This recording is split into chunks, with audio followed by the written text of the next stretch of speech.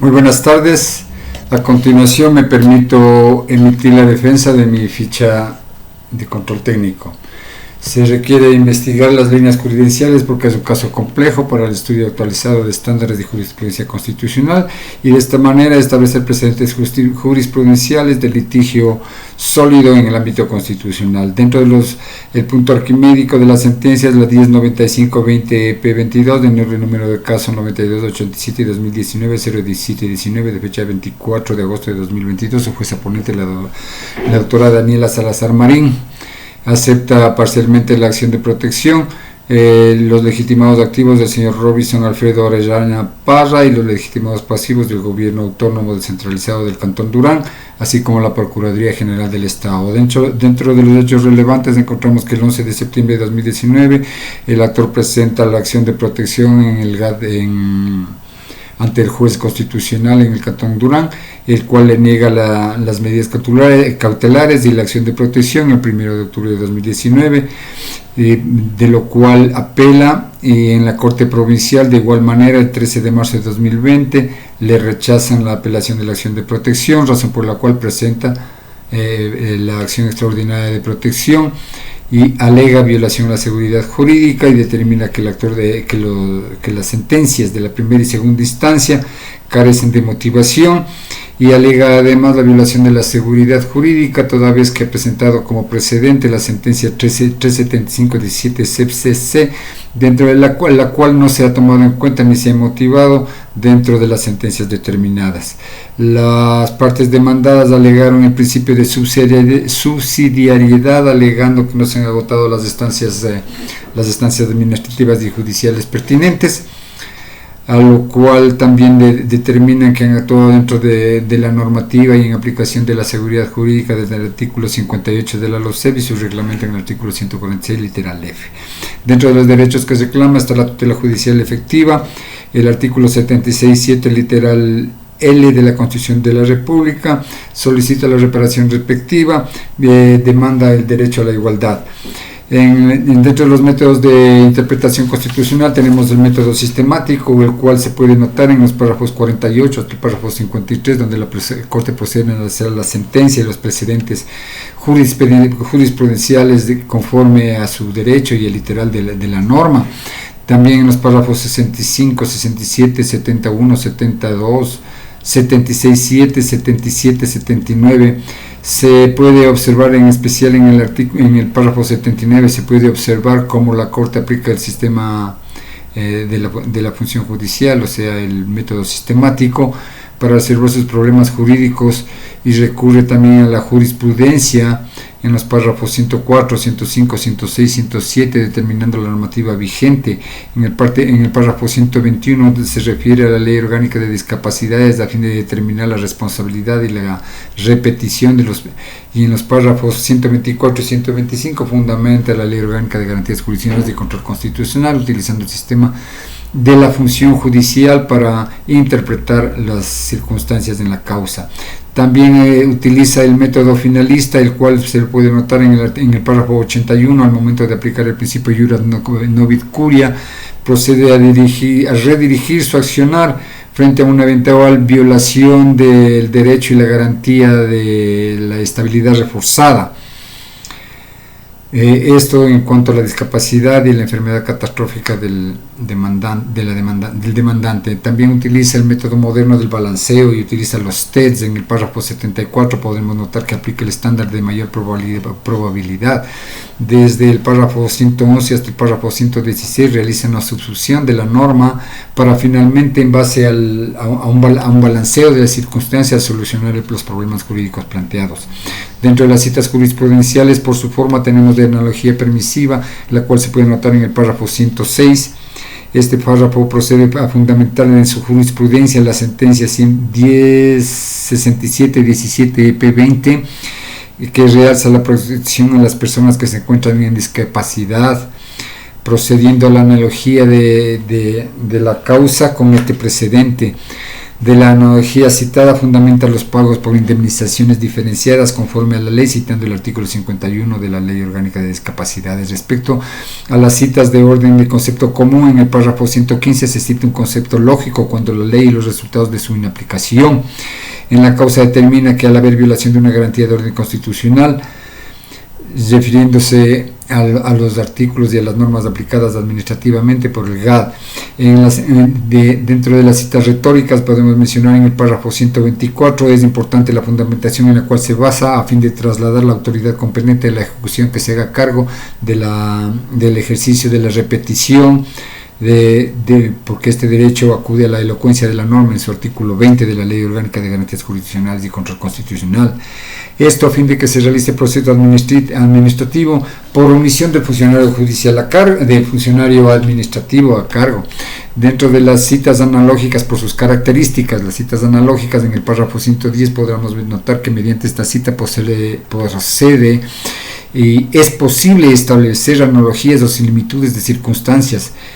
y hechos en varias características tanto del demandado como del precedente que se está motivando. Esto en relación a que es un funcionario público, que tiene una discapacidad, tiene un contrato vocacional, que no se le ha ubicado adecuadamente de acuerdo a su enfermedad, que la institución también conoce de su enfermedad de discapacidad o catastrófica, y cita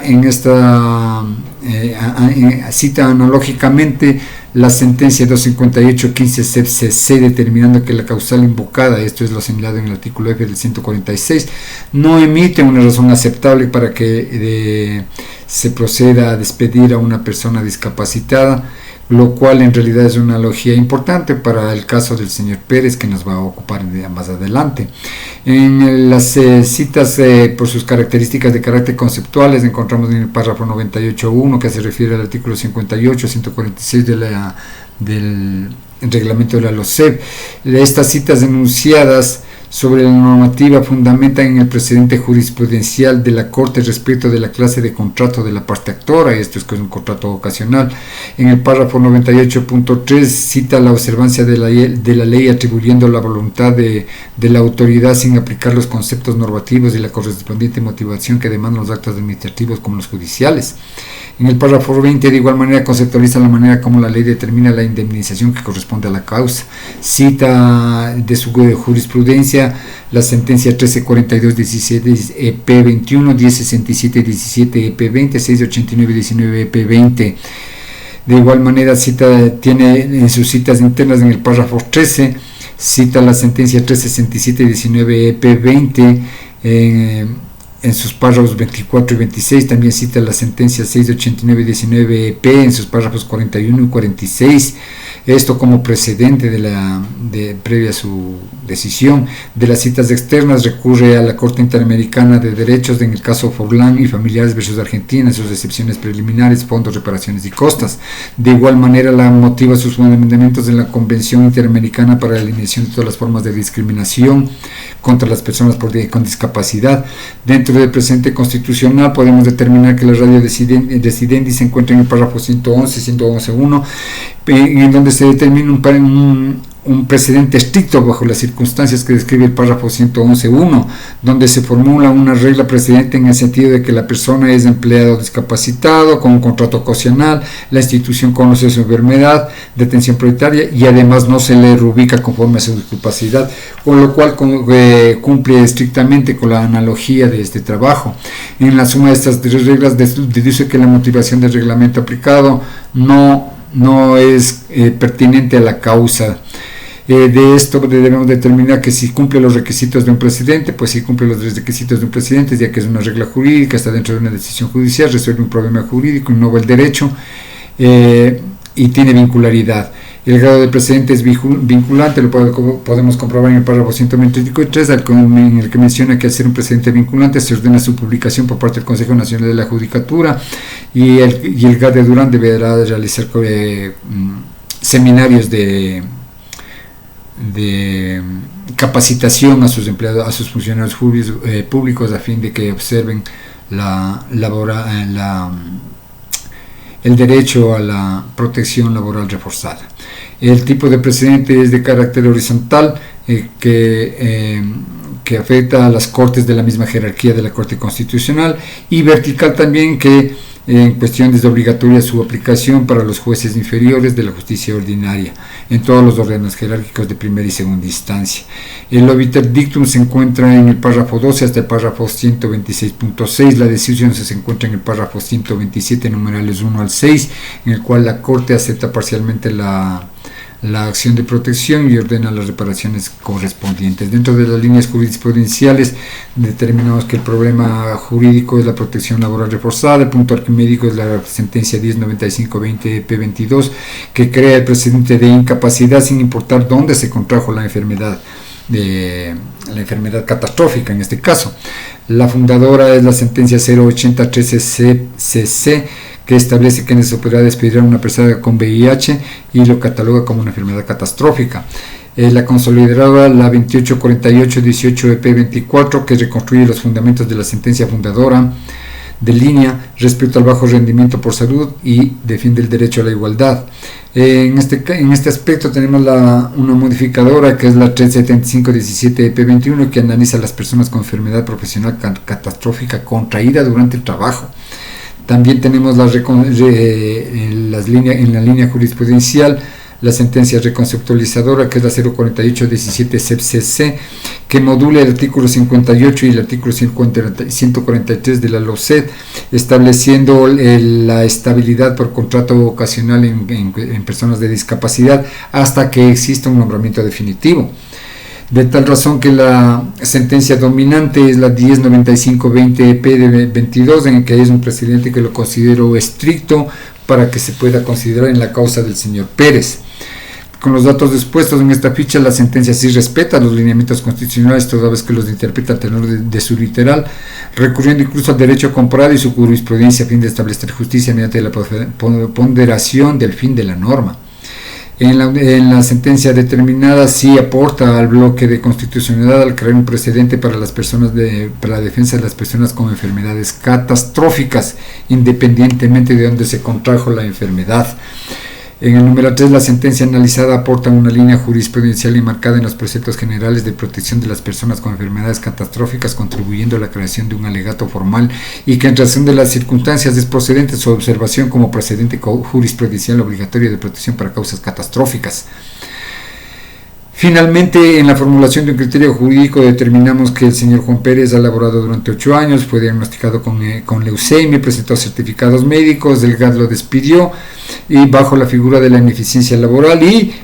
por protección del personal. En este punto se puede alegar que existe una discriminación tácita y demostrada sobradamente con las expresiones determinadas como motivación para el despido del señor Pérez. Dentro de los fundamentos de derecho, principalmente se fundamentará en lo que es de fondo respecto al artículo 35, 75, 76, 77L, el artículo 82, el artículo 11.2 y el precedente jurisprudencial de la Corte Constitucional respecto a de la sentencia 1095-20-EP22 en los argumentos de fondo, como los fundamentos de derecho. Dentro del criterio que se debe establecer es que posiblemente la parte contraria, digamos el Estado en este caso, alegará el principio de subsidiariedad, lo cual la defensa considera no es procedente, ya que la Corte en su jurisprudencia mediante la sentencia 1754-13-EP19 dentro del caso 1754-13-EP ya dictaminó que no es procedente este tipo de excepciones, toda vez que la acción de protección está dirigida ante una eminente violación de un derecho constitucional. Dentro de los objetivos se encuentra que determinamos que como objetivo final la restitución del señor a su trabajo hasta que se determine un nombramiento definitivo conforme a la seguridad jurídica. Hasta aquí mi intervención, agradezco su atención y de igual manera manifiesto mi agradecimiento por los conocimientos recibidos y por la capacidad asimilada. Muchas gracias por su atención.